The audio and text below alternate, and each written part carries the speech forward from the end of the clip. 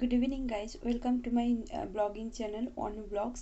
So আজ আমি plan করেছি যে মুভি দেখতে যাব, তাও আবার এই জাওয়ানি হ্যাঁ দিওয়ানি। হ্যাঁ, আমি খুব এক্সাইটেড আছি কারণ যখন মুভিটি রিলিজ হয়েছিল সেই টাইমে আমি মুভিটি দেখিনি।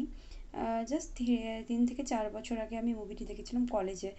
তো আমার খুব ইচ্ছা ছিল যদি কোনোদিনও হলে দেখতে পাই, তো সেই সুযোগটি পেয়ে গেছি। রিলিজ হয়েছে মুভিটি আবার 3 তারিখে, 3rd জানুয়ারিতে। তো মাইসুরু থিয়েটারে তো রিলিজ করেছে, দেখেছি। তো আমি ভেবেছি সেখানেই যাব দেখতে। তো জাস্ট ডিউটি থেকে এসেই আমি জাস্ট সাডেন প্ল্যান করেছি যে যাব। তো তার আগে কিছু একটু খাওয়ার দাওয়ার বানাবো। তো বেশি কিছু না, জাস্ট খিচুড়ি বানাবো আর একটি ডিমের পোচ কিংবা অমলেট, দেখি যেটাই মন করবে। তো টাইমের উপর ডিপেন্ড করছে, সেই হিসাবে আমি খাবার বানাবো। তো থাকুন আমার সাথে, আপনারাও এনজয় করুন ব্লগটি। তো এরই মধ্যে আমি চাল ডাল, একটু ফুলকপি ছিল আর বাঁধাকপি ছিল 3 দিন আগে কিনে এনে রাখা। তো সেটাকেই আমি ভালো মতন ধুয়ে একসাথে প্রেসার কুকারের মধ্যে দিয়ে গ্যাসের মধ্যে চাপিয়ে দিলাম।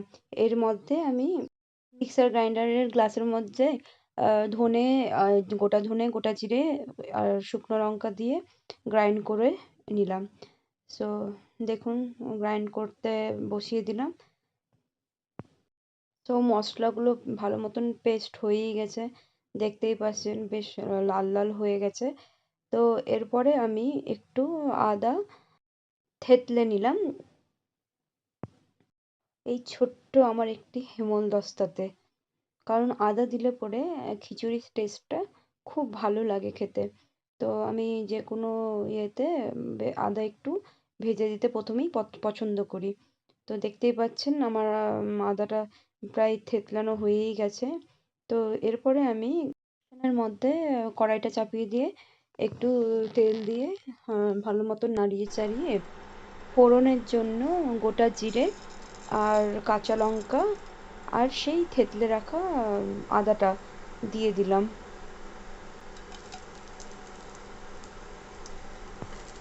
নিয়ে একটু ভালোভাবে নাড়াচাড়া করার পর হেমলদস্তায় থেতলে রাখা আদাটাকে সেই কড়াইয়ের মধ্যে দিয়ে ভালো মতন নাড়াচাড়া করার পর কেটে রাখা টমেটো কুচি দিয়ে ভালো মতন নেড়ে নিতে হবে যতক্ষণ না ভালো মতন সেদ্ধ হয়।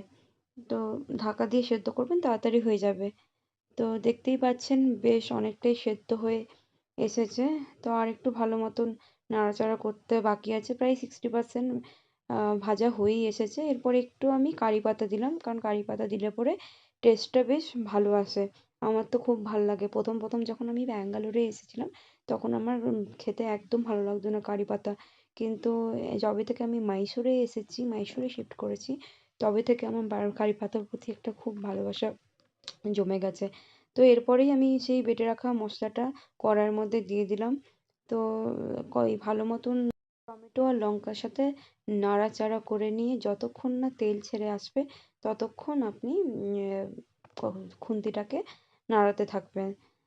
গ্রাইন্ডারের জারের মধ্যে রাখা জলটা ভালো মতন দিয়ে দিলাম, কারণ জারের মধ্যে অনেকটা লঙ্কা লেগে থাকে বলে। তো এরপরে আমি এর কড়াইটার মধ্যে ঢাকা দিয়ে দিলাম। এরপরে ঢাকনাটা তুলে নিয়ে দেখছি প্রায় জলটা শুকিয়ে এসেছে। তো একটু ভালো করে নাড়াচাড়া করে নিয়ে এরপরে যেটা করব, সেই ডালটা সেদ্ধ করেছিলাম, ভাতটার ডালটা, সেটা এর মধ্যে দিয়ে দেব। তো একটু আমার সেই ইয়েটার মধ্যে জলটার, প্রেসার কুকারে জলটা খুব কমে এসেছিল। তো দেখতেই পাচ্ছেন বহুত ঘন হয়ে গেছে।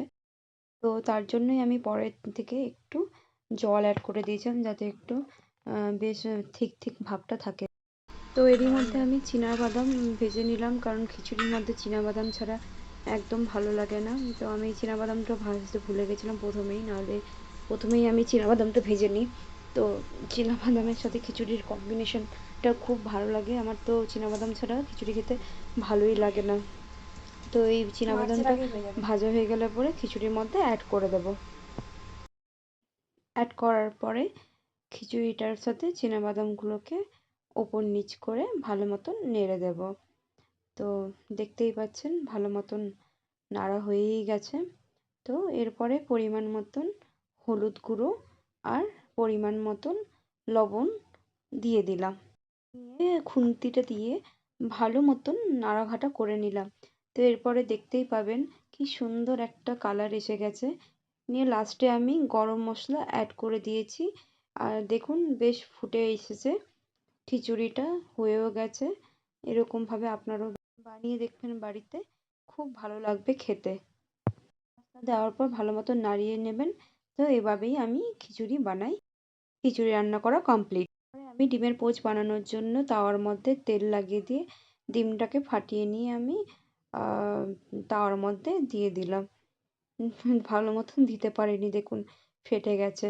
যাই হোক, আমি কখনো এরকম করি না, বাট আমার এটাও খেতে ভালোই লাগে।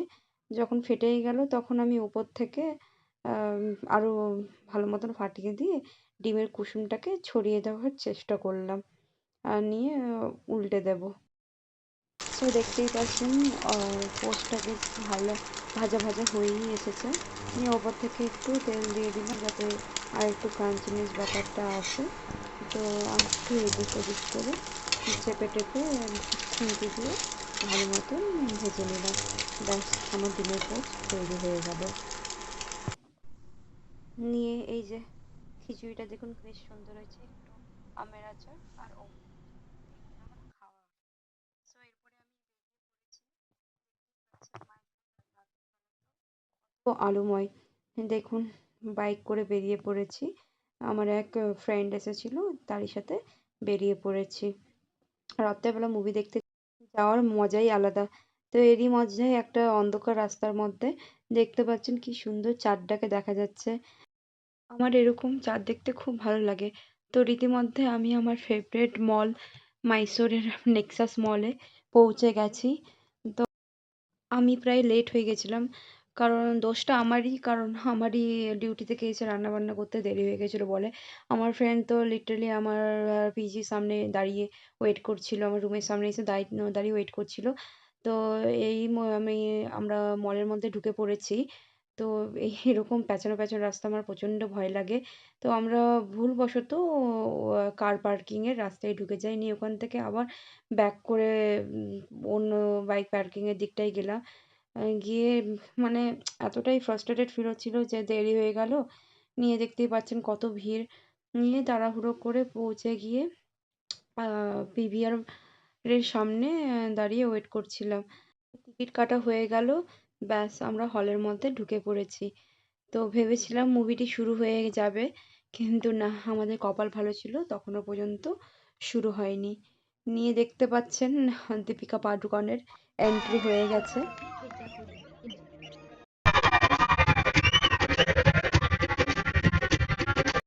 আমিও খুব এক্সাইটেড ছিলাম, খুবই এক্সাইটেড ছিলাম এই মুভিটি দেখার জন্য।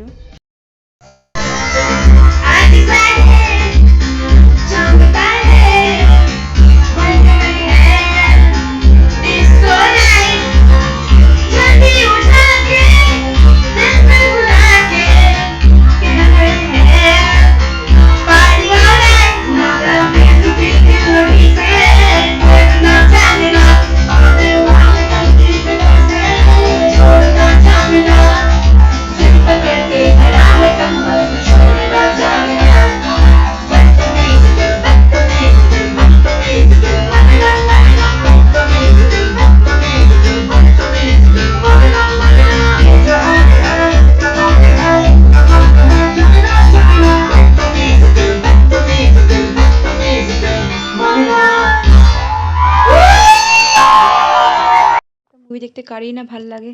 দেখতেই পেলেন সেই আগের ভিডিওটিতে কত ক্রেজ মানুষের। আমি তো ভাবতেই পারিনি যে এখানে বলিউডের এত ফ্যান ফলোয়িং রয়েছে। তো ঠিক আছে, আমারও এই মুভিটি দেখা হয়ে গেল, মুভিটি ডি এন্ড হয়ে গেল, সবার মধ্যে সব ঝগড়া মিটে গেল। আমিও এখন যাব রুম, দেখা হবে পরের একটি ব্লগে। আজকের মতন এখানেই, বাই বাই।